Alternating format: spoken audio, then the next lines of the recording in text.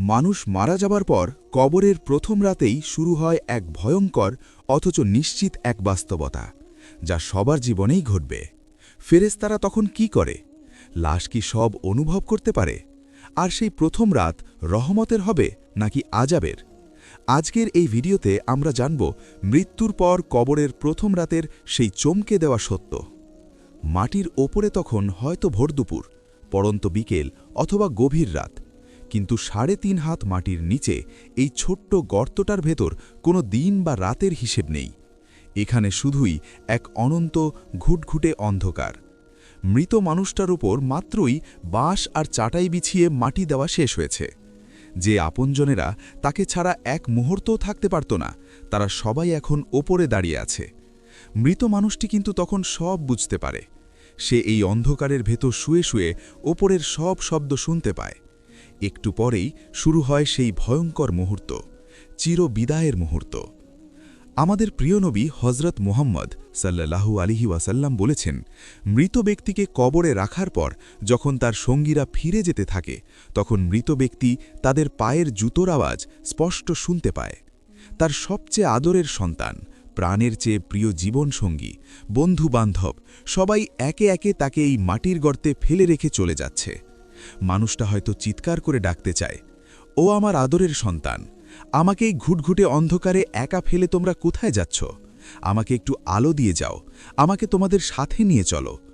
কিন্তু তার সেই চিৎকার শোনার ক্ষমতা দুনিয়ার কোনো মানুষের নেই। তার গলা থেকে কোনো শব্দ বের হয় না। মৃত মানুষটি আর দুনিয়ার মানুষদের মাঝে এখন এমন এক অদৃশ্য দেওয়াল তৈরি হয়ে গেছে, যা আর কখনো ভাঙবে না। পায়ের আওয়াজগুলো একটু একটু করে দূরে মিলিয়ে যায়। কবরের ভেতর নেমে আসে এক অদ্ভুত জমাট বাঁধা নিস্তব্ধতা। মাটির সোদা গন্ধ, কর্পূরের গন্ধ আর এক বুক চাপা আতঙ্ক ছাড়া এখানে আর কিছুই নেই। দুনিয়ার সমস্ত সম্পর্ক, সমস্ত কোলাহল এই কবরের পাড়েই চিরতরে শেষ হয়ে যায়। শুরু হয় এক নতুন জীবনের প্রথম রাত, কবরের প্রথম রাত। সবাই চলে যাওয়ার পর আল্লাহর হুকুমে শুরু হয় কবরের আসল জীবন, যাকে বলা হয় বারজাক বা পর্দার আড়ালের জীবন। মৃত শরীরে তার আত্মা বা রুহকে ফিরিয়ে দেওয়া হয়। দুনিয়ায় ঘুম ভাঙলে যেমন মানুষ জেগে ওঠে, সেও ঠিক তেমনি জেগে ওঠে। কিন্তু এই জাগরণ দুনিয়ার মতো নয়। সে চোখ মেলতে চায়, কিন্তু কিছুই দেখতে পায় না। চারদিকে শুধু গাঢ় অন্ধকার। সে বুঝতে পারে তার শরীরটা সাদা ৩ টুকরো কাপড়ে মোড়ানো। সে হাত পা নাড়তে চায়, কিন্তু পারে না। তার হাত গিয়ে ধাক্কা খায় শক্ত শীতল মাটির দেওয়ালে। মানুষটা তখন বুঝতে পারে সে কোনো বড় রাজপ্রাসাদে বা নরম বিছানায় নেই। সে শুয়ে আছে মাটির এক ছোট সরু গর্তে। এই সেই কবর, যাকে দুনিয়াতে থাকতে মানুষ সবচেয়ে বেশি ভয় পেত। এই সেই জায়গা যাকে মানুষ সারা জীবন ভুলে থাকতে চাইত। কিন্তু আজ এটাই তার আসল ঘর। এই রাতে তার সাথে গল্প করার কেউ নেই, কেউ তাকে সান্ত্বনা দেওয়ার নেই। সে সম্পূর্ণ একা। তার সাথে আছে কেবল দুনিয়ার জীবনে করা ভালো আর মন্দ কাজগুলো। কবর কিন্তু শুধু একটা মাটির গর্ত নয়। হাদিসে এসেছে কবর প্রতিদিন মানুষকে ডাকে। এই নিস্তব্ধ অন্ধকারে কবর মৃত ব্যক্তিকে উদ্দেশ্য করে কথা বলে। কবর বলে, হে আদম সন্তান, তুমি কি করে আমাকে ভুলেছিলে?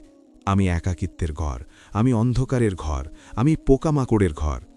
এরপর শুরু হয় কবরের প্রথম ভয়ঙ্কর পরীক্ষা, কবরের চাপ। যখন সবাই চলে যায়, তখন এই ৩.৫ হাত মাটি মৃত ব্যক্তিকে ২ পাশ থেকে প্রচণ্ড জোরে চাপ দিতে শুরু করে। এই চাপ থেকে কেউ রক্ষা পাবে না।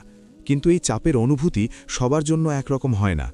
দুনিয়াতে যে মানুষটি ভালো ছিল, যে ৫ ওয়াক্ত নামাজ পড়ত, আল্লাহর ভয়ে চোখের পানি ফেলত, এই মাটি তাকে এমনভাবে চাপ দেয় যেমন একজন মা তার সন্তানকে অনেক দিন পর কাছে পেয়ে আদরে বুকে জড়িয়ে ধরে।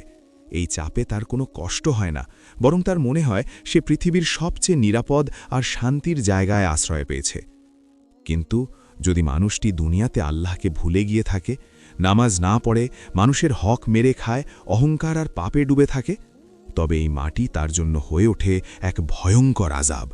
কবর তার ২ পাশ থেকে এমন জোরে চাপ দেয় যে তার এক পাশের পাঁজরের হাড় আর এক পাশের পাঁজরের হাড়ের ভেতর মরমর করে ঢুকে যায়।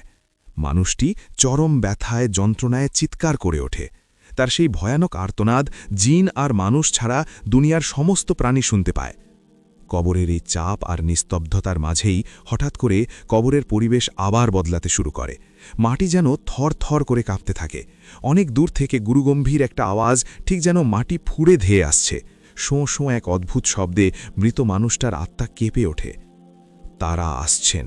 আল্লাহর আদেশে জীবনের হিসেব নিতে, কবরের প্রথম পরীক্ষা নিতে তারা উপস্থিত হচ্ছেন। হঠাৎ এক প্রচণ্ড শব্দে কবরের মাটি দুই ভাগ হয়ে যায়, আর সামনে এসে দাঁড়ায় বিশাল আকৃতির দুই ফেরেশতা। তাদের নাম মুনকার এবং নাকির। তাদের চেহারা সাধারণ কোনো মানুষের মতো নয়। হাদিসের বর্ণনা অনুযায়ী তাদের গায়ের রং হবে ঘুটঘুটে কালো, কিন্তু তাদের চোখ দুটি হবে অন্ধকারের বুকে নীল আগুনের মতো। সেই চোখ থেকে যেন বিদ্যুতের আলো ঠিকরে বেরোচ্ছে। তাদের চুলগুলো এতই লম্বা যে তা মাটিতে লুটিয়ে পড়ে। তাদের হাতে থাকে বিশাল এক লোহার হাতুড়ি। সেই হাতুড়ি এতই ভারী যে দুনিয়ার সমস্ত মানুষ আর পাহাড় মিলে চেষ্টা করলেও তা এক চুল পরিমাণ নড়াতে পারবে না। তাদের কণ্ঠস্বর মেঘের গর্জনের চেয়েও ভয়ঙ্কর। যখন তারা কথা বলে মনে হয় যেন আসমান থেকে সরাসরি বজ্রপাত হচ্ছে কবরের ভেতর। একটু ভয় লাগছে, তাই না? বুকটা কেঁপে উঠছে। ভয় পাওয়ারই কথা, কিন্তু এখানে আমাদের পরম দয়ালু আল্লাহ তাআলার এক বিশাল রহমত লুকিয়ে আছে। এই ভয়ঙ্কর চেহারার ফেরেশতারা সবার কাছে একইভাবে আসেন না, বা সবার চোখে তাদের এমন ভয়ঙ্কর লাগে না। দুনিয়াতে যারা ঈমানদার ছিলেন, যারা আল্লাহকে ভালোবেসে জীবন কাটিয়েছেন, এই প্রথম রাতে তাদের জন্যে আল্লাহ এক অদ্ভুত শান্তির ব্যবস্থা করে রাখেন। মৃত মানুষটি যদি সেই ভাগ্যবান ভালো মানুষদের একজন হন, তবে এই ফেরেশতাদের দেখে তার বিন্দুমাত্র ভয় লাগবে না। আল্লাহ তার অন্তর থেকে সমস্ত ভয়, সমস্ত আতঙ্ক নিমিষেই দূর করে দেবেন। তাদের ওই ভয়ঙ্কর চেহারা তখন মনে হবে ন্যায় বিচারের প্রতীক। তাদের বজ্রকণ্ঠ মনে হবে এক পরিচিত প্রশান্তির ডাক। মানুষটি খুব শান্ত হয়ে তাদের দিকে তাকিয়ে থাকবে, যেন সে তাদের জন্যেই অপেক্ষা করছিল। কিন্তু দুনিয়ার মোহে পড়ে যে মানুষটি আল্লাহকে ভুলেছিল, তার জন্যে সেই মুহূর্তটি হবে অকল্পনীয় আতঙ্কের। তার মনে হবে যেন এখনই তার আত্মাকে কেউ নিংড়ে বের করে নিচ্ছে। সে ভয়ে থরথর করে কাঁপতে থাকবে। ওই ছোট কবরে সে পালানোর জায়গা খুঁজবে, কিন্তু ডানে বামে উপরে নিচে কোথাও কোনো পালানোর আস্থা নেই। মুনকার এবং নাকির এসে মৃত ব্যক্তির মাথার কাছে এবং পায়ের কাছে দাঁড়াবেন। তারা কোনো ভূমিকা করবেন না। দুনিয়ার কোনো পরিচয়, কোনো ক্ষমতা, কোনো ধন সম্পদ আজ এখানে কাজে আসবে না। তারা লাশটিকে অত্যন্ত শক্তভাবে ধরে উঠিয়ে বসাবেন। তারা তাকে সেই চরম পরীক্ষার মুখোমুখি করবেন, যে পরীক্ষার জন্যে দুনিয়াতে কোনো বই পড়ে পাশ করা যায় না। যে পরীক্ষার উত্তর মস্তিষ্ক থেকে আসবে না, আসবে দুনিয়ার সারা জীবনের কাজ বা আমল থেকে। তারা মেঘের গর্জনের মতো ভয়ঙ্কর কণ্ঠে প্রথম প্রশ্নটি ছুড়ে দেবেন। এই সহজ প্রশ্নটি দুনিয়াতে সবাই হয়তো হাজারবার শুনেছে, সবাই মুখস্থ বলতে পারে, কিন্তু কবরের ওই ঘুটঘুটে অন্ধকারে ওই ভয়ঙ্কর ফেরেশতাদের সামনে দাঁড়িয়ে মৃত ব্যক্তির মুখ থেকে কোনো সাজানো মিথ্যা কথা বা মুখস্থ বুলি বের হবে না। যে জীব দিয়ে মানুষ দুনিয়াতে এত অহংকার করত, আজ সেই জীব তার নিজের কথাই চলবে না। যদি মানুষটি দুনিয়াতে সত্যিই আল্লাহকে নিজের রব হিসাবে মেনে থাকে, তার কথা মতো জীবন চালিয়ে থাকে, তবে তার অন্তর থেকে এমনিতেই খুব শান্ত, দৃঢ় আর মধুর কণ্ঠে উত্তর বেরিয়ে আসবে, রব্বি আল্লাহ, আমার রব আল্লাহ। আর যদি দুনিয়া, টাকা, ক্ষমতা বা অন্য কিছু তার রব হয়ে থাকে, তবে সে ভয়ে কাঁপতে কাঁপতে কেবল আমতা আমতা করবে। তার গলা দিয়ে কথা আটকে যাবে। সে শুধু বলবে, লা আদ্রি, হায় হায়, আমি তো কিছু জানি না। দুনিয়ার মানুষ যা বলতো আমিও তাই বলতাম। ফেরেশতাদের এই প্রথম প্রশ্নের উত্তর কি সবাই দিতে পারবে? প্রথম প্রশ্নের পর তারা আরও দুটি ভয়ঙ্কর প্রশ্ন করবেন। সেই প্রশ্নগুলো কি? যদি উত্তর দিতে না পারে, তবে ওই লোহার হাতুড়ি দিয়ে ফেরেশতারা কি করবেন? আর যদি সব উত্তর সঠিক দিতে পারে, তবে সেই অন্ধকার কবর কিভাবে জান্নাতের বাগানে পরিণত হবে? কবরের সেই ঘুটঘুটে অন্ধকারে প্রথম প্রশ্নের পর এক মুহূর্তের জন্য যেন সব নিস্তব্ধ হয়ে যায়। মৃত মানুষটির হৃৎপিণ্ড যেন গলার কাছে এসে আটকে থাকে। এরপর সেই বিশাল আর ভয়ঙ্কর দুই ফেরেশতা, মুনকার এবং নাকির, তাদের দ্বিতীয় প্রশ্ন ছুড়ে দেন। দুনিয়াতে কত মানুষ কত মতের পেছনে ছুটেছে। কেউ টাকার পেছনে, কেউ ক্ষমতার পেছনে, কেউ বা নিজের মন যা চেয়েছে শুধু সেটাই করেছে। কিন্তু আজ এই মাটির নিচে সব হিসাব আলাদা। যদি মানুষটি দুনিয়াতে আল্লাহর দেওয়া পথ অর্থাৎ ইসলামের পথে চলে থাকে, তবে তার বুক থেকে এমনিতেই এক প্রশান্তির উত্তর বেরিয়ে আসবে। দীনিয়াল ইসলাম, আমার জীবন চলার পথ ছিল ইসলাম। কিন্তু যে মানুষটির জীবনে ধর্মের কোনো জায়গা ছিল না, যে শুধু দুনিয়ার আনন্দ নিয়ে মেতেছিল, তার মুখ দিয়ে কোনো সঠিক উত্তর বের হবে না। সে ভয়ে কাঁপতে কাঁপতে বলবে, লা আদ্রি, হায়, আমি তো কিছুই জানি না। মানুষ যা বলতো আমি না বুঝেই তাই বলতাম। এরপর আসে সবচেয়ে বড় আর চূড়ান্ত পরীক্ষা। এই পরীক্ষাটি দুনিয়ার কোনো সাধারণ পরীক্ষা নয়, এটি হলো ভালোবাসার পরীক্ষা। হাদিসে এসেছে, এরপর মৃত মানুষটির চোখের সামনের পর্দা একটু সরিয়ে দেওয়া হবে। তাকে এমন একজনের চেহারা দেখানো হবে, যাকে দুনিয়াতে সে হয়তো কখনো নিজের চোখে দেখেনি, কিন্তু তার নাম শুনেছে হাজারবার। সেই ভয়ঙ্কর দুই ফেরেশতা মানুষটিকে উদ্দেশ্য করে জিজ্ঞেস করবেন, মা কুনতা তাকুলু ফি হাযার রাজুল, এই যে মানুষটিকে তোমাদের কাছে পাঠানো হয়েছিল, তার সম্পর্কে তুমি কি বলতে? তার সম্পর্কে তোমার ধারণা কি ছিল? হ্যাঁ, তিনি হলেন আমাদের শেষ নবী হযরত মুহাম্মদ সাল্লাল্লাহু আলাইহি ওয়াসাল্লাম। যে মানুষটি নবীজিকে ভালোবেসেছিল, তার সুন্নাত বা নিয়ম অনুযায়ী নিজের জীবন সাজিয়েছিল, সে তাকে দেখা মাত্রই চিনে ফেলবে। তার চোখে তখন আনন্দের পানি চলে আসবে। সে খুব শান্ত আর মিষ্টি কণ্ঠে উত্তর দেবে, তিনি তো আল্লাহর রাসূল হযরত মুহাম্মদ সাল্লাল্লাহু আলাইহি ওয়াসাল্লাম। তিনি আমাদের কাছে সত্য নিয়ে এসেছিলেন, আর আমরা তাকে বিশ্বাস করেছিলাম। কিন্তু যে মানুষটি দুনিয়াতে নবীজির কথা শোনেনি, তার নিয়মকে অবহেলা করেছে, তার চোখ তখন অন্ধ হয়ে থাকবে। সে নবীজিকে চিনতে পারবে না। সে মাথা নিচু করে ভয়ে ভয়ে বলবে, আমি জানি না, আমি জানি না। মানুষ তার সম্পর্কে কি যেন বলতো, আমি শুধু সেটাই শুনতাম। যদি মৃত মানুষটি এই তিনটি প্রশ্নেরই সঠিক উত্তর দিতে পারে, তখন কবরের সেই ভয়ঙ্কর পরিবেশ নিমিষেই বদলে যায়। মুনকার আর নাকির ফেরেশতার সেই ভয়ঙ্কর চেহারা তখন অনেক মায়াবী হয়ে যায়। ঠিক তখনই আসমান থেকে এক গায়েবী আওয়াজ আসে। আল্লাহ তাআলা ফেরেশতাদের উদ্দেশ্য করে বলেন, আমার বান্দা সত্য বলেছে, সে পরীক্ষায় পাশ করেছে। তার জন্য জান্নাতের বিছানা বিছিয়ে দাও, তাকে জান্নাতের পোশাক পরিয়ে দাও, আর জান্নাতের দিকে একটি দরজা খুলে দাও। সাথে সাথে ওই ছোট অন্ধকার কবরটি চোখের পলকে বিশাল বড় হয়ে যায়, চারদিকে আলো ছড়িয়ে পড়ে। জান্নাত থেকে সুবাস আর ঠান্ডা হাওয়া কবরে আসতে থাকে। এরপর ঘটে আরেক অদ্ভুত ঘটনা। হঠাৎ অত্যন্ত সুন্দর চেহারা এবং সুগন্ধি মাখা চমৎকার পোশাক পরা একজন মানুষ সেই কবরে এসে ঢোকে। মৃত ব্যক্তিটি অবাক হয়ে জিজ্ঞেস করে, কে তুমি? এত সুন্দর চেহারা নিয়ে এই অন্ধকারে তুমি কে এলে? সেই সুন্দর মানুষটি হেসে উত্তর দেয়, আমি তোমার দুনিয়ার ভালো কাজগুলো, তোমার নামাজ, তোমার রোজা, তোমার দান সদকা, আজ থেকে কিয়ামত পর্যন্ত এই একাকিত্বের ঘরে আমি তোমার সাথী হয়ে থাকব। তখন মৃত মানুষটি খুশিতে কেঁদে ওঠে। সে আনন্দে বলতে থাকে, হে আল্লাহ, তাড়াতাড়ি কিয়ামত ঘটিয়ে দিন, যাতে আমি আমার পরিবারের কাছে জান্নাতের ওই সুন্দর জায়গায় ফিরে যেতে পারি। কিন্তু যে মানুষটি এই তিনটি প্রশ্নেরই উত্তর দিতে পারবে না, যার মুখ দিয়ে বারবার শুধু বের হবে, আমি জানি না, আমি জানি না, তার পরিণতি কি হবে?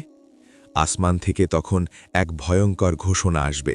বলা হবে, সে মিথ্যাবাদী, তার জন্য জাহান্নামের বিছানা বিছিয়ে দাও, আর জাহান্নামের দিকের দরজা খুলে দাও। কবরের ওই ছোট গর্ত তখন আরও ছোট হয়ে যায়। মাটি তাকে এমনভাবে চেপে ধরে যে হাড়গুলো ভেঙে চুরমার হয়ে যায়। জাহান্নামের দিক থেকে চরম উত্তপ্ত বাতাস আর আগুনের হলকা কবরে আসতে থাকে। এরপর সেই ফেরেশতা তার হাতে থাকা বিশাল লোহার হাতুড়ি দিয়ে মৃত মানুষটির মাথায় প্রচণ্ড জোরে এক আঘাত করবেন। আঘাতটা এতই ভয়ঙ্কর হবে যে মানুষটি মাটির সাথে মিশে ছাই হয়ে যাবে। সে ব্যথায় এমনভাবে চিৎকার করবে, যার আওয়াজ দুনিয়ার মানুষ আর জিন ছাড়া সমস্ত প্রাণী শুনতে পাবে। এরপর তাকে আবার আগের মতো শরীর ফিরিয়ে দেওয়া হবে, আর এভাবেই চলতে থাকবে তার আযাব। হঠাৎ অত্যন্ত কুৎসিত চেহারার দুর্গন্ধযুক্ত ছেঁড়া পোশাক পরা একজন তার কবরে আসবে। তাকে দেখে মৃত মানুষটি ভয়ে শিউরে উঠে বলবে, কে তুমি? এমন ভয়ঙ্কর চেহারা নিয়ে কে তুমি? সে উত্তর দেবে, আমি তোমার দুনিয়ার খারাপ কাজগুলো, তোমার অহংকার, তোমার মিথ্যা কথা, তোমার হারাম রোজগার। আজ থেকে আমি তোমার সাথী। সে তখন ভয়ে আর যন্ত্রণায় চিৎকার করে বলবে, হে আল্লাহ, আর কখনো যেন কিয়ামত না হয়, আমি এখানেই থাকতে চাই। সামনের দিনগুলো তো আরও ভয়ঙ্কর। একটু ভাবুন তো, খুব গভীরভাবে একটু ভাবুন। এই দুনিয়ার জন্য আমরা কি না করছি, একটু ভালো থাকার জন্য, কয়েকটা টাকা বেশি জমানোর জন্য, একটা সুন্দর বাড়ি করার জন্য আমরা মানুষের হক মারছি, মিথ্যা বলছি, ভাই বোনের সম্পর্ক নষ্ট করছি, নিজের আপন মানুষকে ঠকাচ্ছি। কিন্তু কার জন্য, কিসের জন্য? একদিন তো এই সব কিছু ছেড়ে ওই অন্ধকার কবরে যেতে হবে, যেখানে কেউ থাকবে না। আপনার সবচেয়ে আদরের সন্তানটাও সেদিন আপনাকে ওই মাটিতে ফেলে চলে আসবে। আপনার গায়ের ওই দামি শার্টটা খুলে সস্তা সাদা কাপড়ে পেঁচিয়ে দেবে। আমরা কি কখনো ভেবে দেখেছি কবরের ওই প্রথম রাতটা আমাদের জন্য কেমন হবে? যখন সবাই চলে যাবে, নিশ্ছিদ্র অন্ধকারে যখন মুনকার আর নাকির এসে দাঁড়াবে, তখন আমরা কি উত্তর দেব? যৌবনের অহংকার, রূপের অহংকার, টাকার গরম, এগুলোর কোনোটিই সেদিন কাজে আসবে না। সেদিন শুধু কাজে আসবে দুনিয়াতে করা আপনার ওই ছোট ছোট ভালো কাজগুলো, আপনার সিজদার দাগগুলো। ভাই আমার, বোন আমার, সময় তো ফুরিয়ে যাচ্ছে। হয়তো কালকের সকালটা আপনার জীবনে আর নাও আসতে পারে, হয়তো আজকের রাতটাই আপনার দুনিয়ার শেষ রাত। এই ছোট্ট আর ধোকা দেওয়া দুনিয়ার পেছনে ছুটে ছুটে নিজের অনন্তকালের ওই জীবনটাকে শেষ করে দেবেন না। আসুন না, ওই ভয়ঙ্কর দিনের জন্য একটু প্রস্তুতি নিই। ওই অন্ধকার কবরে আলো জেলে রাখার জন্য কিছু ভালো কাজ সাথে নিয়ে যাই। আল্লাহ আমাদের সবাইকে কবরের ওই ভয়ঙ্কর আযাব থেকে রক্ষা করুন, আর কবরের প্রথম রাতটা যেন আমাদের জন্য জান্নাতের প্রথম রাত হয়, সেই তৌফিক দিন।